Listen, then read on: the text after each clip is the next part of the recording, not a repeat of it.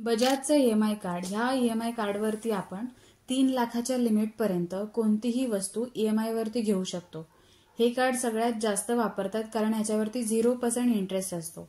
Amazon, Flipkart किंवा offline कुठेही तुम्ही जाऊन कोणतीही वस्तू या ठिकाणी तुम्ही EMI वरती घेऊ शकता। हे कार्ड ऑनलाईन कसं काढायचं ते आपण या व्हिडिओमध्ये बघणार आहोत। त्याच्या अगोदर हे कार्ड कसं काम करतं ते बघूया। नो ॲन्युअल फी म्हणजेच जे बाकीचे क्रेडिट कार्ड असतात त्याच्यावरती दरवर्षी रिन्यू करताना ॲन्युअल फी घेतली जाते, पण हे जे बजाजचं कार्ड आहे त्याच्यावरती रिन्यू करताना काही फी नसते। इन्स्टंट अप्रूव्हल होतं, जेव्हा तुम्ही ऑनलाईन काढता ते लगेच अप्रूव्ह होतं। 1 मिलियन प्लस प्रोडक्ट आहेत आणि ही जी प्रोसेस आहे ती सगळी डिजिटल प्रोसेस आहे, म्हणजे तुम्ही घरी बसल्या हे कार्ड काढू शकता आणि वापरण्याची जी प्रोसेस आहे ती सुद्धा डिजिटल प्रोसेस आहे। 1 मिलियन प्लस प्रोडक्ट आहेत ह्याचे। त्याच्यानुसार जे शॉप आहेत ते शॉप सुद्धा खूप आहेत, म्हणजे तुम्ही कुठेही ह्याचे शॉपिंग करू शकता, जसं की Amazon, फ्लिपकार्ट, विजय सेल्स, क्रोमा, रिलायन्स डिजिटल, कोणत्याही ठिकाणी तुम्ही हे जे बजाजचं कार्ड आहे ते वापरून तुम्ही शॉपिंग करू शकता। या कार्डवर 1000 कॅशबॅक आहे फर्स्ट ट्रान्झॅक्शनला, म्हणजे जेव्हा तुम्ही कार्ड काढणार तेव्हा 15 दिवसाच्या आत कुठेही ऑफलाईन तुम्ही काहीही शॉपिंग कराल तेव्हा तुम्हाला 1000 पर्यंत कॅशबॅक भेटेल।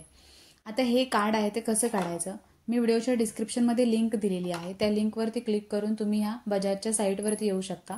इथे तुमचा मोबाईल नंबर टाकून घ्यायचा। मोबाईल नंबर टाकल्यानंतर इथे गेट इट नाऊ वरती क्लिक करायचं। गेट इट नाऊ वरती क्लिक केल्यानंतर तुमच्या ज्या आधार नंबरला लिंक असेल त्या नंबरला OTP येईल, तो OTP टाकून घ्यायचा। इथे तुमचं नाव टाकून घ्यायचं, जसं तुमचं डॉक्युमेंटवरती आधार कार्डवर पॅन कार्डवर नाव आहे तसं टाकून घ्यायचं। ऑटोफिल ऑप्शन आहे ते ऑन करायचं आणि प्रोसीड वरती क्लिक करायचं। प्रोसीड केल्यानंतर या ठिकाणी तुम्हाला पर्सनल डिटेल्स टाकायचे आहे। पर्सनल डिटेल्स टाकताना तुमचं पॅन कार्ड आहे त्याच्यावर नाव आहे तसंच नाव इथे टाकायचं। नाव टाकून झाल्यानंतर पॅन कार्ड नंबर टाकून घ्यायचा, त्यानंतर डेट ऑफ बर्थ टाकून घ्यायची, पिनकोड टाकून घ्यायचा, तुमची जी सिटी आहे त्या सिटीचं नाव टाकून घ्यायचं आणि इथे मेल फिमेल जे काही असेल ते सिलेक्ट करायचं। आता इथे सॅलरीड आहात की सेल्फ एम्प्लॉय आहात ते विचारलेलं आहे। जर तुम्ही जॉब करत असाल तर सॅलरीड सिलेक्ट करून घ्यायचं। सेल्फ एम्प्लॉय असाल, गृहिणी असाल किंवा त्याच्या व्यतिरिक्त अजून काही असाल तर सेल्फ एम्प्लॉय म्हणून सिलेक्ट करून घ्यायचं आणि प्रोसीड करायचं। आता इथे प्रोसीड केल्यानंतर तुम्हाला जी अमाऊंट सँक्शन होईल, आता ह्या ठिकाणी आपल्याला 35,000 पर्यंतची अमाऊंट आहे ती सँक्शन झालेली आहे, म्हणजेच तुम्ही 35,000 पर्यंत कोणतीही वस्तू EMI वरती घेऊ शकता। ह्याची लिमिट जास्तीत जास्त 3 लाखापर्यंत असते, पण ती प्रत्येकाच्या सिबिल स्कोरवर अवलंबून आहे। प्रत्येकाचं जसं सिबिल असेल त्यानुसार त्याला ती कार्डची अमाऊंट आहे ती अप्रूव्ह होते। आता इथे तुम्हाला congratulations your approve Insta EMI card loan offer amount असं जेव्हा लिहून येईल तेव्हा समजून जायचं तुम्हाला हे जे कार्ड आहे ते कार्ड ऑफर झालेलं आहे आणि जी काही अमाऊंट असेल तुमची सिबिलनुसार त्यानुसार तुम्ही ती अमाऊंट वाचून घ्यायची। ते तुम्हाला ओके असेल तर तुम्ही इथे प्रोसीड फॉर व्हेरिफिकेशन वरती क्लिक करायचं। आता इथे KYC करावी लागणार आहे। प्रोसीड फॉर व्हेरिफिकेशनला क्लिक केल्यानंतर सर्चिंग डिटेल्स असं लिहून येईल आणि या ठिकाणी सर्च होईल डिटेल्स आपोआप। आता इथे डिजी लॉकरमध्ये KYC व्हेरिफिकेशन होईल, तर हे कन्सेंट आहे, त्या कन्सेंटला टिक करायचं, कंटिन्यू करायचं आणि इथे पुन्हा वाचून घ्यायचं नोट आणि कंटिन्यू करायचं। आता इथे taking up to DigiLocker असं लिहून येईल। डिजी लॉकर म्हणजे आपण ह्याच्या अगोदर डिजी लॉकर हे वापरलेलं असतं, तर ह्या ठिकाणी आधार कार्ड नंबर टाकायचा आणि नेक्स्ट करायचा। नेक्स्ट केल्यानंतर तुमचा जो पिन असतो डिजी लॉकर सगळेजण वापरतात। जर तुम्हाला हा पिन आठवत नसेल तर फॉरगॉट माय पिन वरती क्लिक करायचं आणि तो पिन परत बनवून घ्यायचा। जर आठवत असेल तर तो तुम्हाला 6 अंकी पिन आहे तो या ठिकाणी टाकून घ्यायचा। जर आठवत नसेल तर या ठिकाणी फॉरगॉट माय पिन म्हणून ऑप्शन आहे, त्या ऑप्शनवरती क्लिक करायचं। क्लिक करून झाल्यानंतर तुमची डेट ऑफ बर्थ आहे ती डेट ऑफ बर्थ टाकायची आणि ह्या ठिकाणी तुम्हाला जो नवीन पिन ठेवायचा आहे तो पिन ह्या ठिकाणी ठेवून द्यायचा आणि हा पिन कुठेतरी लिहून ठेवायचा आणि डन करायचा। डन केल्यानंतर या ठिकाणी तुम्हाला पर्सनल डिटेल्स आहे ती आपण वाचून घेऊया।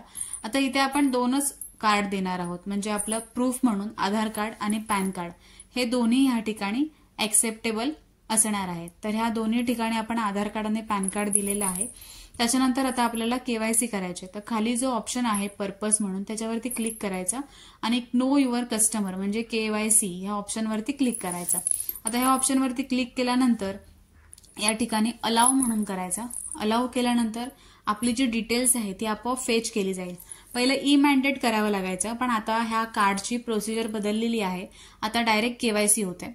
आता तुमचा आधार कार्डवरचा ऍड्रेस आणि आता राहता ऍड्रेस सेम असेल तर इथे येस म्हणून करायचं, नसेल तर no my current address has change म्हणून ऑप्शन आहे, त्याच्यावरती क्लिक करायचं. जर आधार कार्डवरती ऍड्रेस आहे तो सेम असेल तर येस करून इथे कन्फर्म ऍड्रेसवरती क्लिक करायचा.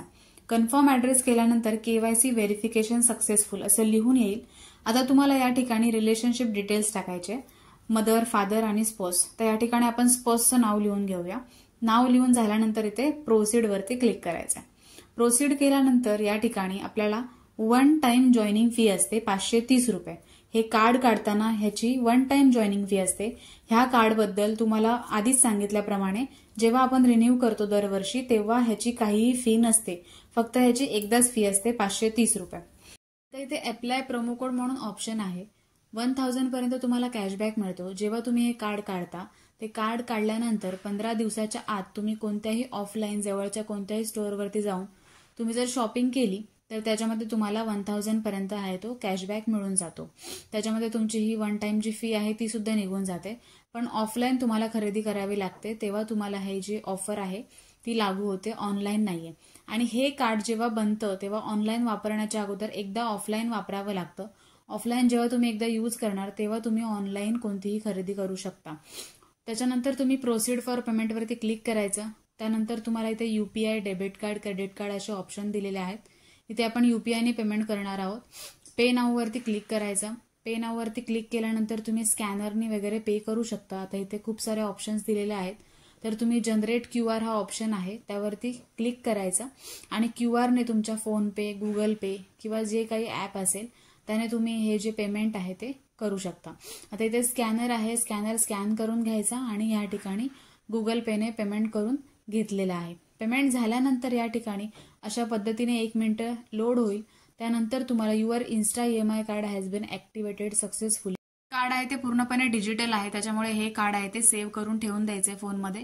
इथे तुम्हाला व्ह्यू दिसेल, त्या व्ह्यू वरती क्लिक करायचं. तुम्हाला तुमच्या कार्डचा पूर्ण नंबर दिसून जाईल. तो पूर्ण नंबर तुम्ही सेव्ह करून ठेवायचा. जेव्हा पण तुम्ही ऑनलाईन शॉपिंग कराल किंवा ऑफलाईन शॉपिंग कराल तेव्हा तुम्ही हा जो कार्ड आहे तुमच्या मोबाईलमध्ये तो कार्डचा नंबर त्या ठिकाणी टाकून तुम्ही तुमचं OTP देऊन तुमचं जे EMI वरती घेतलेल्या वस्तूचं पेमेंट आहे ते करू शकता. अशा प्रकारे तुम्ही हे बजाजचं EMI कार्ड काढू शकता. ज्यांच्यासाठी हा व्हिडिओ महत्त्वाचा आहे त्यांच्यासोबत शेअर करू शकता.